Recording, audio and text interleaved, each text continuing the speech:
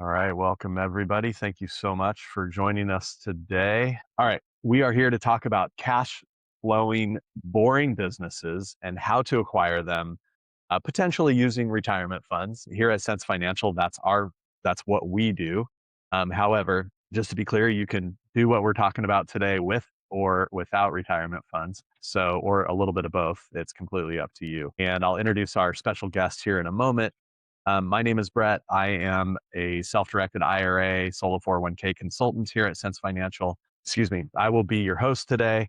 I'm going to get out of the way as quick as I can because you don't want to hear from me. You want to hear from our special guest. But just a little disclaimer, this is educational only. Sense Financial does not act as a fiduciary, and we don't provide legal or other tax advice. If you need such advice, please seek out the proper professional. And just a little bit about us. We're a boutique firm specializing in self-directed retirement plans with checkbook control. And the checkbook control, of course, is designed to be a more efficient way to direct your retirement funds into investments. And because you don't have to go through a custodian and the red tape and transaction fees and such that come along with that, we've been doing this since 2010. We have 5-star reviews all over the place, and we've assisted over 7,000 clients to date establish a little over 8,000 different types of self-directed plans, primarily the checkbook IRA and solo 401k.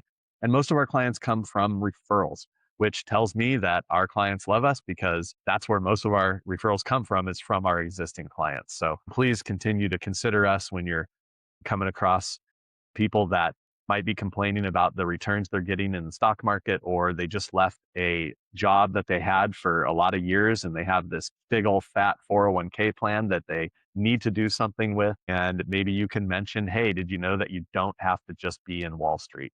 And by the way, nothing wrong with Wall Street. This is not a bash on Wall Street. This is not a either or. This is potentially an and. But the whole point of self-directing is that you get to choose. And when you self-direct, what we like to say is you get true diversification, okay? Because the IRS since 1974, since an IRA was first created, has allowed anything except collectibles and life insurance contracts in an IRA. So we're not paving a new path here necessarily with this. This has been around for a lot of years, before I was born, by the way, and definitely before our guest Param was born. And so yeah, true diversification's been allowed for a long time. And of course, it can be tax deferred in a traditional type of plan, or a tax free in a Roth. I always say more Roth, more better. That's another conversation. And then, of course, you can leverage your funds with what's called non-recourse financing. Typically, that comes into play in the real estate realm, but it could be different than that as well, another asset.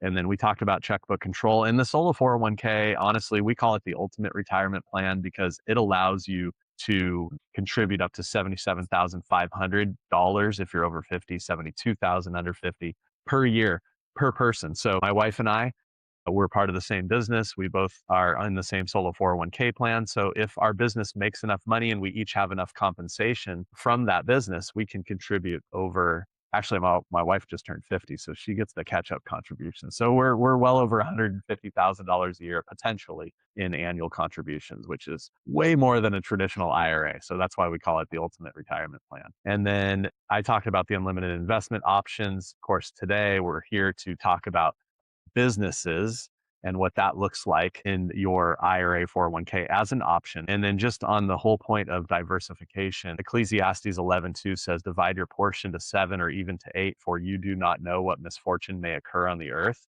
And something that I really love about today's topic, and why I think the word boring was chosen, is because these businesses are not startups, right? These are businesses that have been around a long time. I'm not going to steal the thunder of our guest here today, but these are tried and true. They have a reasonable expectation of, given proper management and direction, that income stream and the clientele and all of that will continue in the foreseeable future and even potentially grow, right? So that'll be kind of discussed a little bit more as we go on. But let me introduce our special speaker today. Param is the CEO of Lynnfield and a Forbes 30 under 30 alum. Lynnfield is actually a long-term holding company that buys and builds durable businesses and grows their legacy.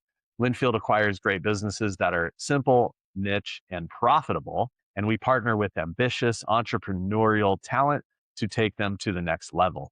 Before I forget, if you have questions, please put them in the chat. And Lisa, this will last about an hour, give or take, to answer your question. And also, I may give an opportunity if people raise their hand and they'd rather ask a question audibly to unmute and ask a question. But if you don't forget your question, so when in doubt, just type it into the chat and we'll either answer it in the process of doing the webinar or we'll make time for it at the end, I promise.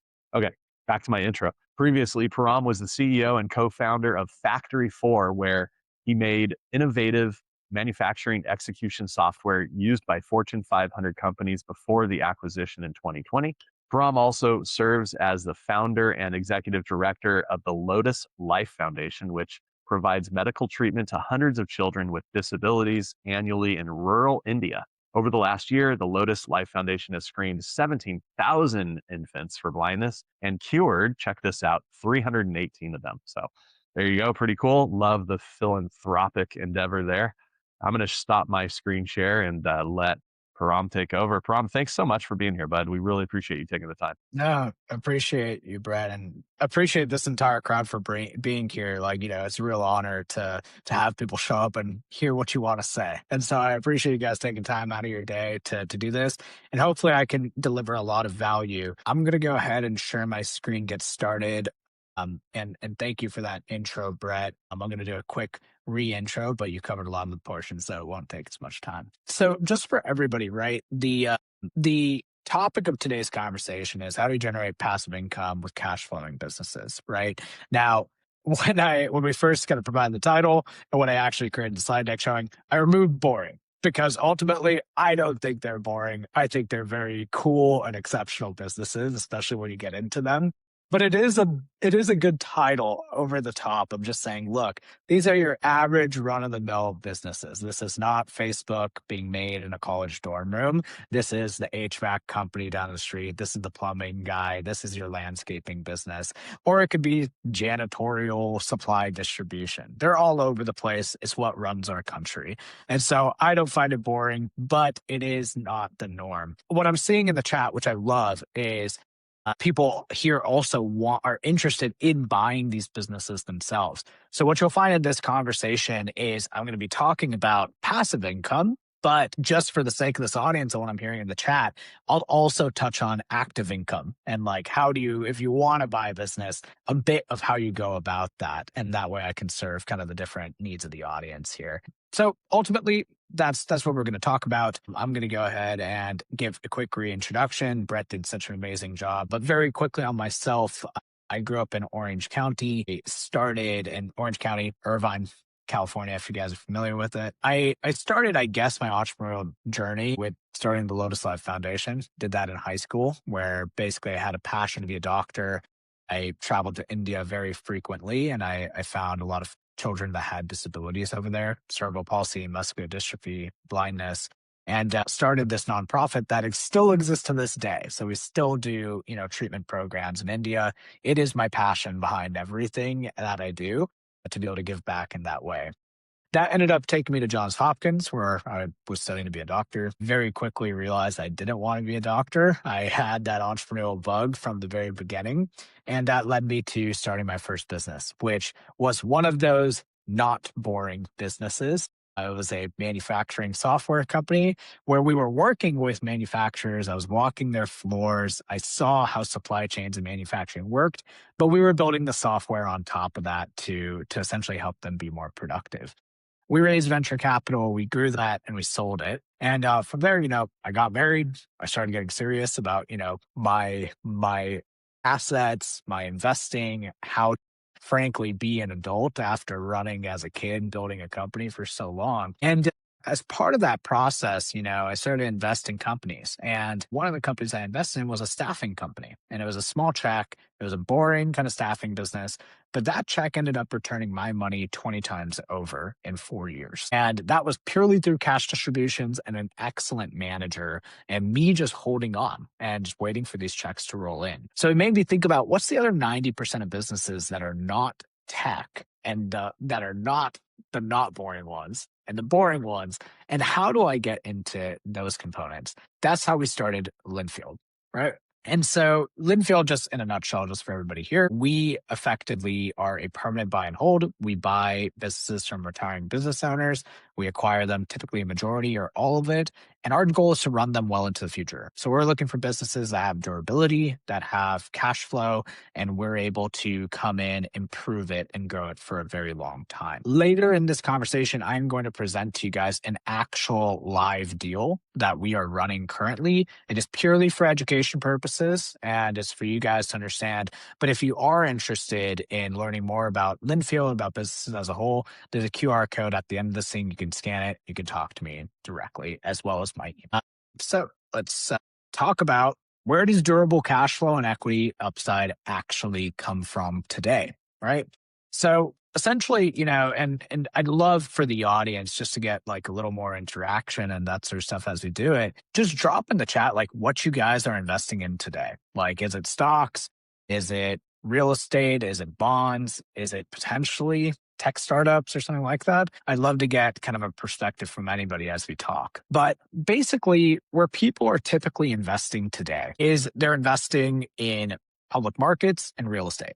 That's pretty much it. Or they're keeping cash in their mattress, whatever it is. But basically, what I've seen and what we're seeing in this market today is you can put money into the S&P 500, right? And I've modeled, by the way, this in front of you as a 10-year hold on similar parameters. So if I put, money into the S&P 500 and I keep it there for 10 years, right?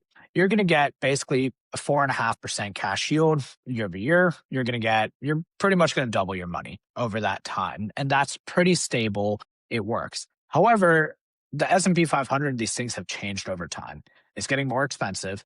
It's also getting potentially more volatile because you might be paying for the S&P 500 as this whole index, but in reality, the grand majority of the S&P 500 is now tech companies, and they're weighted very heavily at the top. So it's not as stable and clear-cut as you can see. At the same time, I'm invested in the S&P 500. I'm not telling you to not do any of these things. In fact, you should do all of these things, right? But the public markets, you're going to 2x your money. You're going to get a cash yield over time. If we look at real estate, if you guys ever invested in real estate, similar thing. It's stable. You'll get a cash yield 6%. You can basically double or triple your money over 3 years or over 10 years. But as we start to look at this market, it's getting crowded, it's rate sensitive, and your cash returns are just getting compressed with interest rates over time. It's also more difficult to get into, right? I won't even talk about cash. If you have cash sitting in your bank, it's great. Keep a rainy day fund. But really, if you want that cash to work for you, you got to invest it. Now, the fourth bucket here is something that like institutions have loved for years. Private equity, big companies, all this stuff. It's an asset that almost nobody has in their portfolio unless they're an entrepreneur. And it's the one that's built the most wealth in this country and any country. And that is owning part or whole of a business. Now, if you invest a similar amount 10-year hold within a small, durable business that's profitable, you can see a 25% cash yield year over year, 11x MOIC, meaning multiple on your capital over those 10 years. The real components of this is one, you can see the durability of cash flow of real estate with the upside of a business in terms of equity appreciation. The only challenge is one, there is higher risk. There's higher return. However, you mitigate that by finding an amazing business that's been around for decades, that has cash flow, and an amazing manager to run that business. I'm going to check the chat real quick, just in case I see anything. Awesome. Just seeing sort of what people are doing. I see private loans as well. That's great. Syndicates, mineral rights. Awesome. Crypto, of course. So I want to talk to you guys about why right now is basically one of the greatest opportunities for us to get into that fourth bucket, right, of ownership of small businesses. And it's something called the silver tsunami. So the silver tsunami is basically retiring baby boomers over the next 10 years that are essentially, they're retiring and they have no succession plan. So they have a business, they've run it for often decades. They don't have a succession plan. They don't have a buyer. And people like, for example, my father, who started his own engineering firm, when he retires, he's just simply going to shut the doors. Now, they've created immense value in this business. They have durable brands. They have local connections. They have employees, all this stuff. But they don't really see this as how do we transfer this. So for me, I look at the stats, and the silver tsunami phenomenon as a whole is that 10,000 Americans are turning 65 every day. $10 trillion in market value is going to exchange hands in the next 10 years from baby boomers that are retiring. And 7 trillion of that is just going to go poof. And that basically means that there's no successor. There's not enough buyers in the world that will be able to buy and transfer that amount of value. So this creates an amazing why now moment for why it's a great time to invest in this business, in these businesses. And I believe that small business acquisitions are the most underrated asset class in America. Now, I talked about, number one, these are the 4 reasons why. One, massive retirement wave creates an amazing why now moment. May appeal to some people here, but in a new kind of manager class, the AI technology wave that's happening as well is allowing business managers to be able to come into these businesses, grow them without necessarily growing operating costs. So you're going to see all these businesses that exchange hands and in the hands of the right manager perform better than they ever had. You have very durable earnings, low failure rates. These businesses, especially, they have consistent earnings over time. They're in recession resistant industries, and they're available at extremely attractive prices. Over the next 10 years, you'll see these businesses being for 3 to 5x EBITDA. That's net income per se. And that is an amazing way to get a business that has a lot of inherent value and do it at this time. So right now is the right time to come into this specifically. So what do we buy, right? So ultimately, our strategy at the end of the day is cash flow over like no holds barred type of growth. So we buy $1 of real earnings at a fair price today, and then we collect it year over year into the future. What we're not looking for is pre-revenue startups, growth at all costs, moonshots, venture style stuff. What we're buying is typically, something that's very profitable and has been profitable for years with real customers. So multiple years of consistent earnings, anywhere between $1 million to $10 million in EBITDA. Anything lower than that, you're subject to a lot of volatility. One bad year in a business that you just take over can potentially cause, harm. It can potentially crash the business within that time, especially if you're using debt to buy them. What's also great about this is that it's below the radar of institutional capital. One of the reasons why 7 trillion of that is going to go away is because PE firms don't care enough about a lot of them that are below this type of level. They want 10 million plus EBITDA businesses. So you can get them at a very attractive multiple. And finally, essential recurring demand industries. So HVAC, plumbing, distribution, stuff that we do with our hands, not just send emails back and forth and that sort of thing. It's actual work that happens in real life. That's recession resistant. That's AI resistant in a lot of ways as well. Do we have, I think I saw a couple questions coming in. And by the way, I will keep all questions that have come in. And if there's something on the point, I'll answer it right away. If not, we'll have a full Q&A at the end of it where you guys can ask. Let's keep them going. So here's my take on it, right?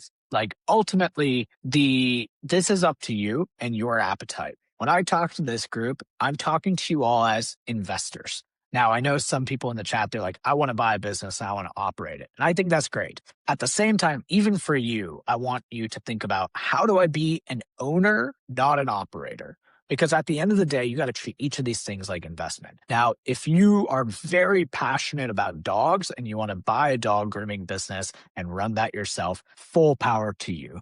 But I'm talking to the investor that wants to use their hard-earned dollars to invest and make more money out of that. Now, the old way, the obvious objection to this is the other side, which is, I don't know how to run an HVAC business. I don't want to run an HVAC business. And I'm saying you don't need to. Right? So the old way is buy it yourself. You quit your day job, personally guarantee a loan to buy the business.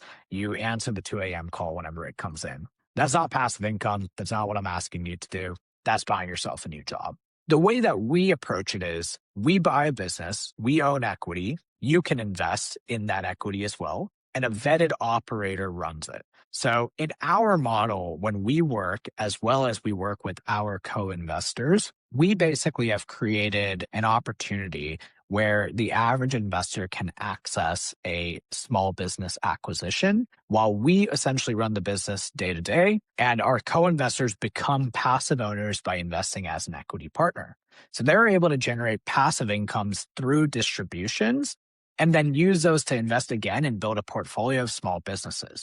Now, the beauty of this is that there's no real exit horizon. If you guys retire in 10, 15 years and you still own portions of this business, you can get passive and real cash flow well into your future without having to do that extra work. So two ways you win in a small business acquisition, as well as, as an owner, as an investor. One is along the way. So you get cash distributions. Typically in this type of system, like these businesses are profitable. They throw off cash every single month. And so what we do is we distribute cash back to investors. We call them owners. We distribute it back to our owners in the form of a distribution. So this is just on a quarterly basis, share of profit, as well as potentially preferred returns. Often investors, they'll invest and they'll actually get a preferred return, meaning money out before anybody else takes money out. So that gets quarterly paid into your account. Two is at sale. And so there's equity appreciation. This is not like the S&P 500 where, you study and it's not even like real estate where you're going to see some appreciation, but it's not going to be a huge amount. With a business under a really good manager, businesses can see amazing appreciation because we might buy it at 3 to 5x EBITDA, but we put an amazing manager, put in automation systems, we grow the revenue 3 times over 10 years. We're now selling that business at 6 to 10x on the back end of it. So that equity appreciation is going to give you a huge amount of return that you will not see in other investment categories. And so ultimately, these are the two ways that an investor and owner in a business can actually see returns. Now, how do you actually invest in these businesses? And once again, this is from the investor lens. I'm going to for the people that actually want to buy businesses themselves, a little more detail on top of this. And by the way, just before anything, I'm not a tax advisor. Like we have very smart people from Sense Financial who can help you with this component of it and how you set this up and execute it. I will explain it to the best of my ability. Brett, please chime in or say, hey, Param, that component's wrong. You need to change this. Please let me know. But I'm happy to explain the overall thesis of how this works. Right now, when you buy a business, typically how it works, and if you want to acquire a business yourself, it's how we acquire it. First, you're going to find a business. You're going to essentially understand how much cash flow is it creating. If it's creating a lot of cash flow, you're typically going to go get a loan to buy it. Similar how we do. So you can go to the SBA, that's Small Business Administration. You can go to any lender and you say, look, if I take out a loan to buy this company, will the cash flow from the business service the debt that's on it every single month? And if the answer is yes, you're in a pretty good state to be able to get a loan to buy a business as a whole. Now, there's other components to that, which is you need to bring, equity to the table. So we bring cash to the table. Our co-investors invest alongside us in addition to that loan in order to acquire the business as a whole. Now, when we bring co-investors in, they typically invest in two ways. One, taxable cash, right? You have money in your bank account, you strike a check. For example, in the example deal that we'll share later, we're buying a business, we're putting $500,000 into it as part of it. So people are either striking a check out of their bank account that's already cash that's been taxed. It goes in, you get equity. The other one is a self-directed IRA. Now, there's a pre-tax IRA and there's a Roth IRA. And if we go the Roth IRA, and Brett can definitely say, what's the best way to go about this? Ultimately, the idea here is you have an SD IRA, you have money in there. I say, hey, we need $500,000 to invest into this business. And that gives the investors 20 of the business. Somebody can stroke a check for 50 grand out of their SD IRA, invest in the business, receive equity, and every dollar that gets paid back to that investor goes right back into the IRA and comes out tax-free in retirement. If you guys haven't read, but maybe you're interested, this is how Peter Thiel basically made $5 billion tax-free. It's because he put PayPal shares and other stuff inside his SD IRA, invested that, the returns came back in, and eventually came out tax-free. That is accessible to each and every one of you. And so for us, I say you can build your portfolio within your SDRA. Brett and the team can help you do this. And ultimately, that's how you do very smart, tax-efficient cash flow investing. How it works, once again, I'm going to have Brett and them actually teach you guys how to do this effectively, but very high level, like I said, You could open up a self-directed IRA. Brett and the team can absolutely help with that. The IRA is the one that owns the equity within this business. Distributions flow back into that IRA. And ultimately, depending on whether it's a traditional IRA or a Roth IRA, it compounds tax deferred or tax free. So let's talk about something real. And I'm going to once again check the chat just to see if there's any sort of main questions. How do you find these boomers? What are the platforms, portals, sources? Yes. Once I get past all this, and I'll actually talk about some of it within this conversation, the case study, and basically we can address a lot of these questions because I think they're great. Another component is for all the people who are very interested in like, hey, I want to buy a business myself. Once again, my email is at the bottom of this thing. Reach out to me. I love to talk to people that want to buy these businesses because frankly, there's not enough of us and there's not enough businesses. There's plenty of businesses out there. So I'm going to talk about this deal. This is a live deal that we have going on that we have under LOI. We're in the process of closing. And I just want to share this as the type of business and profile that's out there, right? This is educational. And so as you guys have questions, please put them in the chat and I'll answer them. But basically, Project Firestone, that's a code name, is a 46-year-old mission critical HVAC contractor. So HVAC, heating, ventilation, air conditioning. Right. For the audience here, basically how we came about this deal, we've built a network of brokers who are very close to you. We tell them our story. We tell them how, we want to buy these businesses. We are operators. We want to buy them and hold them forever. That ultimately speaks to a lot of business owners because this business has been around for 46 years. The fact that we come in and say we're going to hold it for a much longer time and preserve their legacy matters a lot. So this particular deal came through a broker. In most cases, somebody asks, how do you find the boomers? There's two things. You can either reach out to a ton of people and you're going to find a lot of people who will say, okay, I'll sell.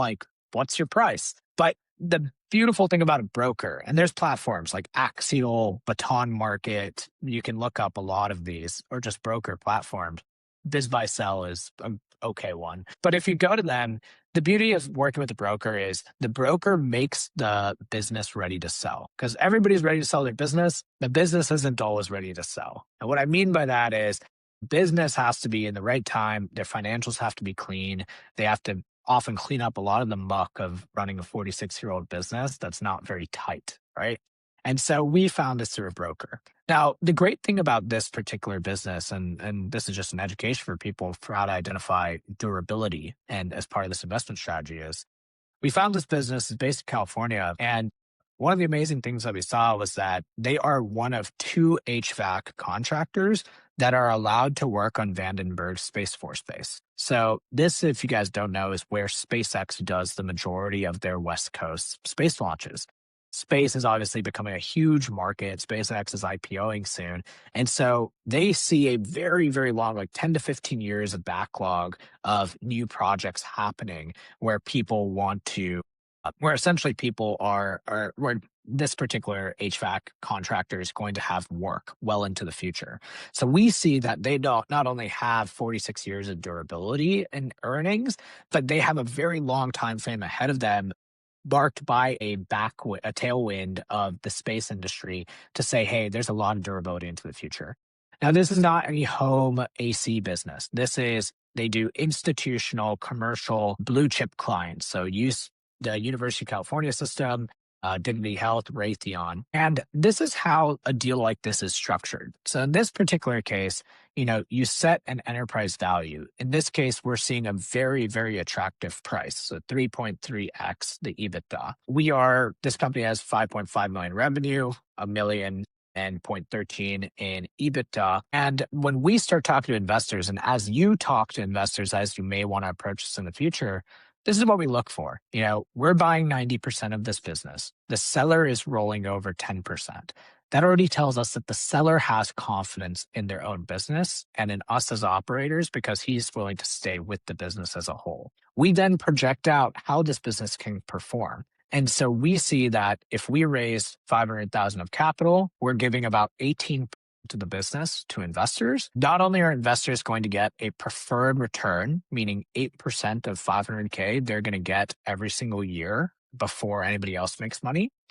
And then on top of that, as their business grows, at 5 years, we expect the investors to make 2.6x their money with a 24% IRR, internal rate of return. If you guys want to look up any of these terms, that's their stuff, it's fine. I like to really have what is the base case. So like at the normal growth, nothing crazy, am I delivering 2.6 to 3x back to investors? That's the type of things you want to see. Now, how does a deal like this get structured?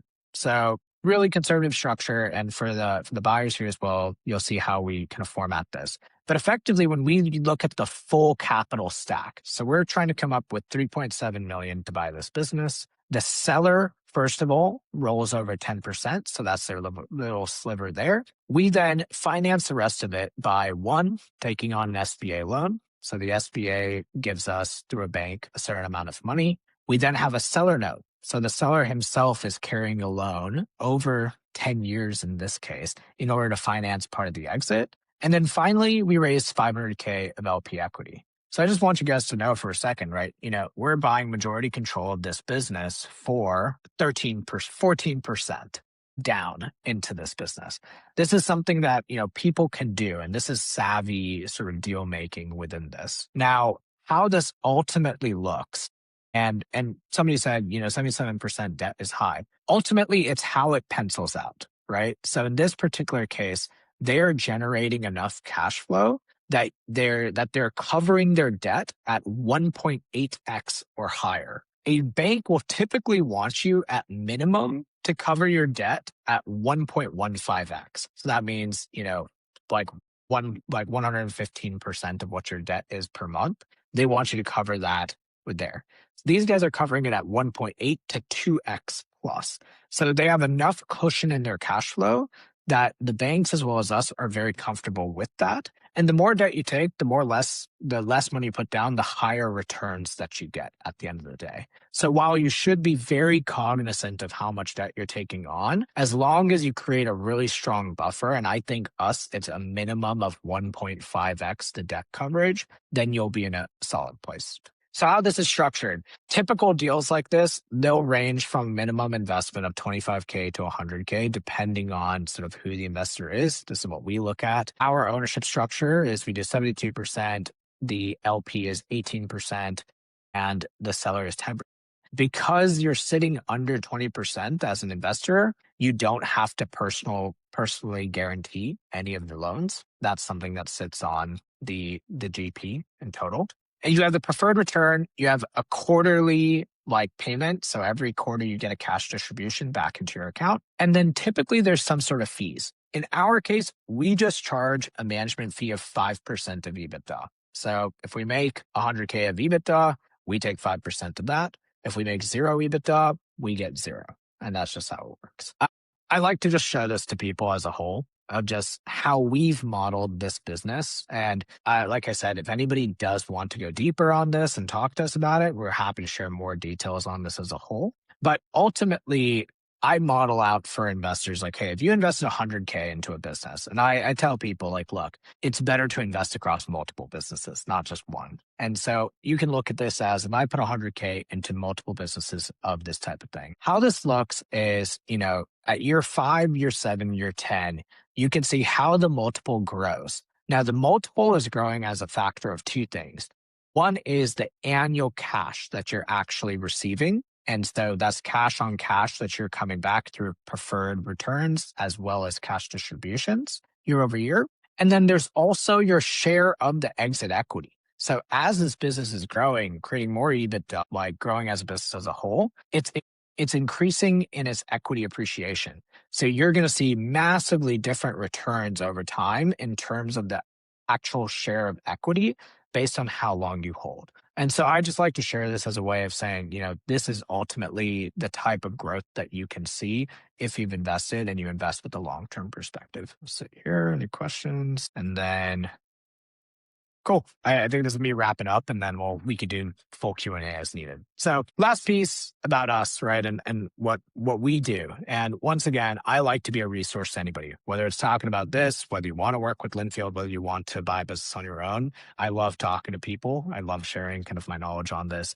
our whole mission is we want to make this asset class accessible. It's not accessible to the grand majority of the market. We do the process of sourcing, vetting these deals. We find strong operators and we structure the equity so that other investors can come in alongside us. We handle the diligence, the financing, and how we actually bring in this capital. And then as we operate the business, we essentially treat this as all of our owners are our partners, right? So every quarter, we do quarterly earnings calls. We talk about the business as a whole. We share full financials and we get to know each other and learn from each other. And so, as a whole, I think the main thing is durable cash flow plus equity upside, fundable with cash or retirement capital. And the silver tsunami makes now the moment to try to get into this asset class. I believe small business ownership belongs in your portfolio. Last three things. If you scan the QR code in the top right, it'll take you to a form to co-invest with us if that's something that you're interested in. It also will hit me directly. And so I will see, your phone, your email. My email is number 3. So if you want to ever reach out, you have questions, you want to just jam, hit me up. I'd be happy to chat with any of you. And then finally, the holdco. So now I write on a weekly basis. I do research on the market. I share a lot of the details and the understanding that I have. And if you're interested in learning more, if you scan the QR code and sign up, you'll automatically get subscribed to the holdco. And so I appreciate it, Brett. I don't know if we want to go to questions or something like that. Yeah, no, let's do it, man. And I will second the Holdco email. I think one came out yesterday or the day before, and I read it, and it was great information. So highly recommend people subscribe to it. But yeah, for sure, yeah, we have a lot of questions actually. Some were pre-submitted. I'm going to peruse these real quick. I believe most of them were probably answered throughout, but I think there's one or two that were not. So first off, how many deals generally do you have to underwrite before you find one you'd like to acquire? Man. And by the way, for everybody, if your phone, for whatever reason, is not working with the QR code, I just put the link in the chat as well. So basically the funnel, and this is going to sound like tough, but if you don't hit these numbers, then you're either very lucky or you're not doing enough due diligence. But basically, we find one business that we want to invest in, or at least we'll get to an LOI with for every 200 deals we look at. So we'll look at 200 different prospects. We will probably take about 5 of those to what we call an indication of interest, IOI. Of the 5, one of them will go to an LOI, which means we've submitted an indication of interest. It's been accepted by the client, so letter of intent, or by the seller.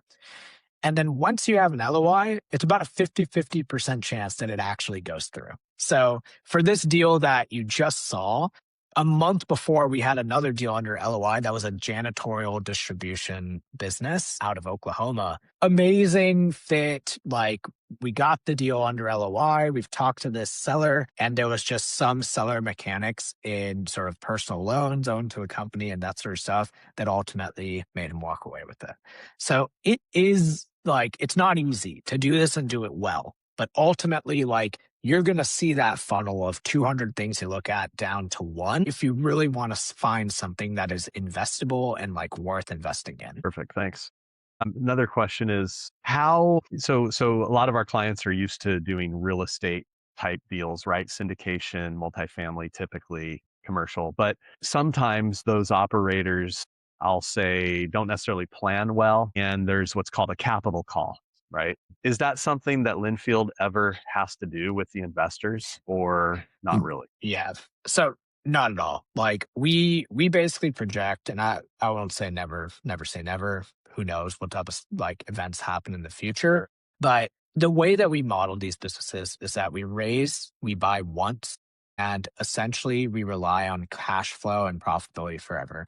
We don't plan to inject more money into this business at any point. We buy a business if we know that the natural growth and demand within the business can grow it at its pace. So for example, the way that we projected this business is we already know there's 3x to demand. They're doing 5.5 million revenue. We already know there's 3x of demand that they're turning away. And so they can get to 15, 16 million in revenue.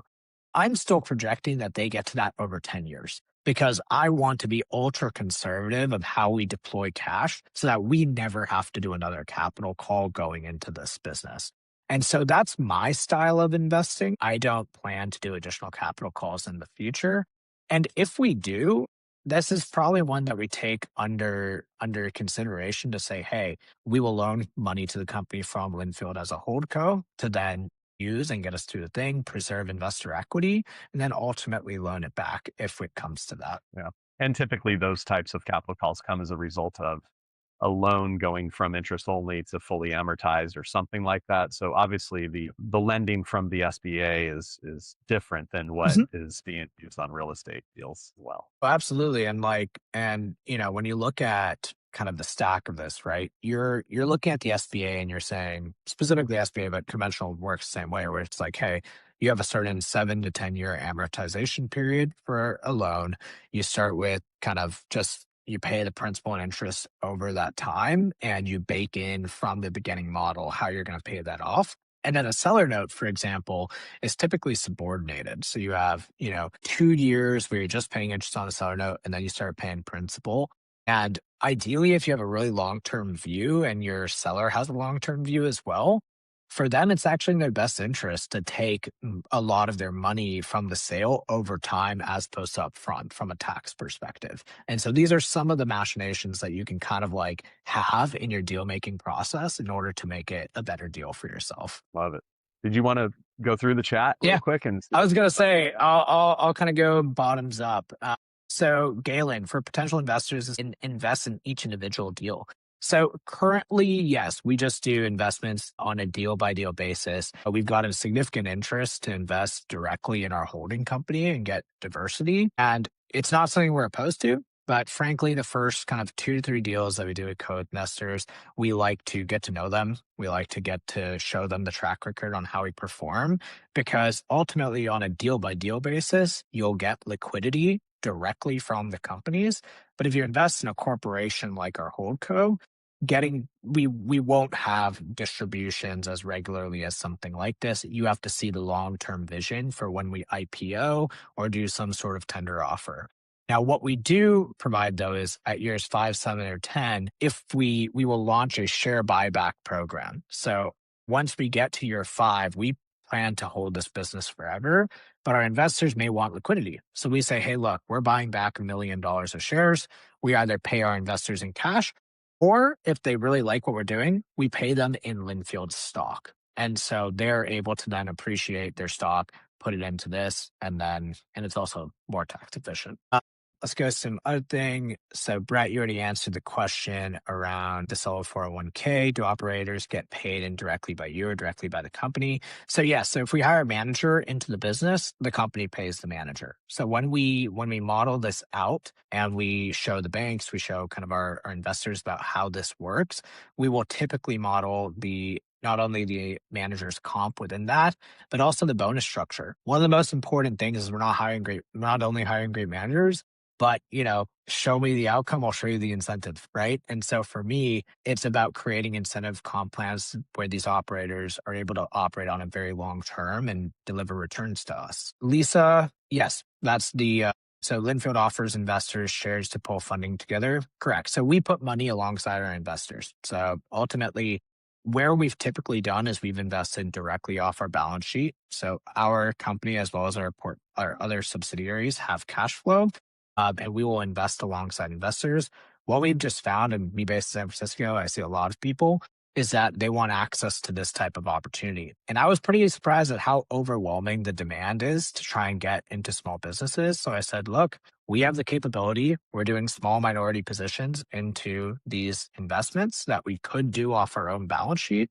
But if there's investors that want to come with us for the long term, then I think it's a good time to start bringing in co-investors. Tony, what's the process of investing with us? Scan that QR code. We'll have a conversation, like literally a one-on-one conversation between me and yourself. And I'll show you kind of our philosophy or our process, similar to what we did today, and then any live deals that we may have. Do you have to be an accredited investor? Yes, this is a key component. So if you're going to invest in deals like this, especially for the SBA, you need to have an accreditation. Now, typically this is self-accredited. So in what we call basically closely related people. So I have a one-on-one conversation with you. I know you, then you're able to self-accredit yourself. And there's kind of ways to go about that I can share with you. But ultimately, like banks and stuff are going to look for accredited investors. Shah, what are the platforms, portal sources to look for businesses up for sale? Definitely, I'll say this. There's a lot of free ones out there, Biz by Sell, this, that, whatnot. People find businesses on Biz by Sell. Like it exists out there, it's not an issue. But where you're going to find quality is directly through a broker, through a platform like Axial, Axial, Baton Market, BATO. There's other platforms like Off Deal. These are kind of newer ones. If you want to go that route, they do cost money and they typically take money out of the deal itself. And so just be aware as you go to them. But if you're serious about it, start talking to brokers, start understanding it. It's a much better experience than talking directly to owners. I can tell you that already. Jim, again, sorry, go ahead, Brett. Oh, I was just saying, I can imagine. Yeah, it's like, hey, look, sometimes you find something great, it works, but I look at 200 deals to get to one. I know people that look at 400 deals to get to one. It's because That's right. they're like not paying that little bit to get verified introduction, right? James' question: do you buy only standalone companies or build them into platforms to merge and consolidate similar companies? So you guys may have heard of roll-ups. It's a type of play that a private equity firm typically does. So I'll share a little bit about our philosophy of permanent equity versus private equity. It sounds it sounds kind of frou-frou and whatnot, but like basically private equity, what is it at the end of the day? They raise a fund from investors, and the manager of the private equity firm is incentivized on two things: their fee and their carry. So typically, if I raise, call it, $1 million from investors, and I'm a typical private equity firm, I get paid 2% of that $1 million, no matter how the business performs. If it goes up, it goes down, I make my 2%. Along with that, 20% is carry.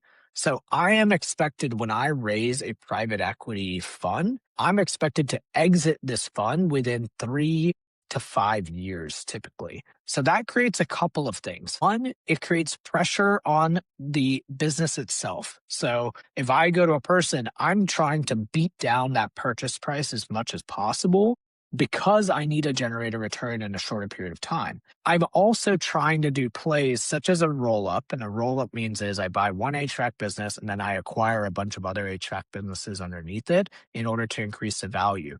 Not necessarily a bad play, but if you do that in quick succession, and you don't integrate them properly, you can hurt this business over time. I call it, if you're trying to do that over 3 to 5 years, I call that financial engineering. And so what we look at is permanent equity. So I'm typically looking at standalone companies that can remain standalone companies. I believe that this business, Firestone, will be able to ride this wave of space growth. We will probably acquire a plumbing company. We'll probably acquire other HVAC businesses and other competitors. However, on its own, it should be able to grow and be durable well into the future without any financial engineering around it. And so that's our structure. It also helps us from a permanent standpoint compete against other firms. So when I go to a seller, right, I can tell them that, look, I plan on holding your company forever. So I'm going to give you a slightly premium price compared to the others, but I'm going to get premium terms as a result. So sellers don't do a 10-year seller. Like that doesn't really exist. But because I do what I do and I present my story, they give me those terms as a result. I'll get to Gustavo's question in just a second. I just want to make sure that I'm not skipping a bunch that are up here. Managers. So, Gustavo, on your question about accredited investors, right? So, typically, yes, like when you're investing in these types of businesses, especially when they're backed by banks, you require accreditation. Now, Brett, I'm going to fumble on the requirements, but effectively, you need 250,000 in income or in net worth or something like that. Is that right?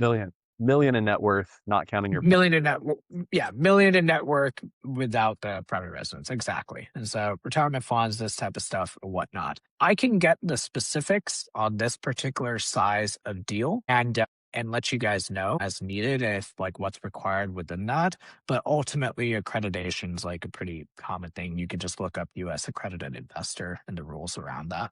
The Um, other part is in the turn, annual the other part is the annual income exceeding 200 in each of the last 2 years and expected to move forward in the same direction, and or 300 if you're married. So if you're married. Correct. Yep. All right. Last question. Yes. So, just minimums on investing. So this particular, thank you, Samir. Appreciate that. So minimums for investing. So for this particular deal, because of the Sense Financial Group, will allow a 25,000 minimum. We typically do 100,000 minimum for our deals, and so we like to keep our investor base small. But ultimately, that's what we're doing for this. Brett, I know we're not promoting anything, so I'm just I'm just answering the questions. But ultimately, if you guys are interested, what I like to show people or tell people is when you're investing, like I would rather personally out of my investors, if they have 100K to invest, I say don't put it all into one deal. Put it into 4 deals at 25K each and do it consistently over time because that's going to give you diversity, right? And so that's kind of how you should think about it. Same as stocks, same as anything, right? Sam asked how this works. So the 100K investment growth. So basically, the slide that you're not seeing here is the actual revenue and EBITDA projections of this business. So if you do sign up to co-invest, like, and we do a call together, I will definitely share with you kind of all those components. But let's just say that, we project a certain amount of revenue growth, a certain amount of EBITDA growth. So over the 10-year period that you hold this business, you will receive an 8% preferred return. So on 500K, 8 is 40K. So LPs receive 40K per year, every single year. Second, you guys receive a cash distribution. So let's say after everything, we have $100,000 of cash left, and we distribute that back out to investors. Investors own 18% of the business. So another 18 grand on top of the 40 grand is given back to investors. So that's 58K back to investors before equity appreciation. So what you're seeing here is that 400K investment, every single year you're receiving a cash distribution back to you. And then at the end of the sort of hold period, so if you decide to sell, either sell it back to us or sell it in general, and you sell at years 5, 7, or 10, you're going to see a cumulative preferred return back to your pocket. You're going to see a cumulative pro rata distributions back to your pocket. And then you're going to have a share of the actual exit equity of the business. And so at that point, if the business is worth, whatever it is, a higher valuation, your percentage of the business is the ultimate kind of appreciation of your equity and the chunk of that return that you're going to get back. Sam, did that make sense? Maybe just give me a thumbs up in the chat or more questions if you have it. All right, perfect. Thank you. And once again, this looks it's a lot clearer when you actually see the revenue and the EBITDA of the business and that sort of thing. And so once again, if you do want to talk about that, reach out. I'd be happy to walk you through. all right, guys. Well, it's the top of the hour. Param, maybe you can go to the last slide again with that QR code. Yeah. Just want everybody to make sure you have the correct contact info. Definitely subscribe to that email. It's great educational content for everything we talked about today. If you are interested, you're not going to get hurt by having a conversation with Param beyond this webinar. So I encourage you to jump on his calendar, email him, however you want to do it, and learn more about the opportunity for you with your after-tax money or your retirement account, either way. But Param, thank you so much, man. This was great info. I love it. The engagement was fantastic. Samir, thanks for adding those key links into the chat as well. And yeah, man, we'll have to do this again down the road because I'm sure you'll have something else to kind of share, another case study or real life offering potentially. But yeah. Absolutely. Thank you, Brad. Thank you to the team. And thank you, everybody. You guys were amazing, very interactive. I hope to chat with many of you. Thanks for the time. All right. Have a good one, everybody. Thanks again. See you.